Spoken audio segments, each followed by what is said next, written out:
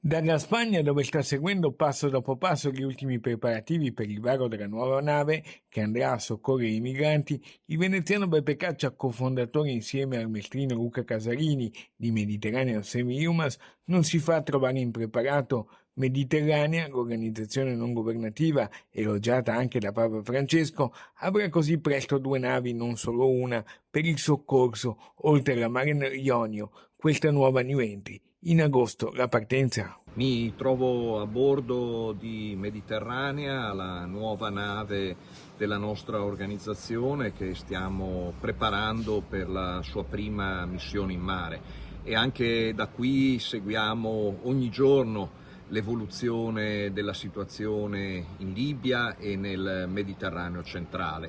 Dalla Libia continuano le partenze, proprio mentre vi sto parlando 50 persone, tra cui 6 bambini, sono in pericolo di vita in mezzo al mare. Chiesto dagli attivisti un intervento immediato. Sono persone che devono essere immediatamente soccorse. Noi abbiamo rilanciato l'allarme che viene dalle altre organizzazioni della flotta civile. Caccia attacca il governo Meloni. Non possiamo neppure tacere sulle due vicende, i due casi che coinvolgono ancora una volta il governo Meloni.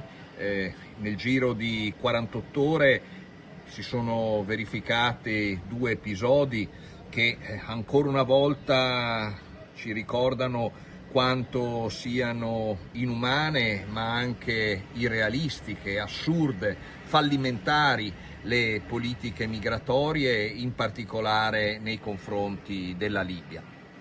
L'altro giorno, alla testa di una delegazione con il commissario europeo e i ministri dell'interno di Grecia e Malta, il ministro italiano Piantedosi è stato dichiarato persona non gradita e allontanato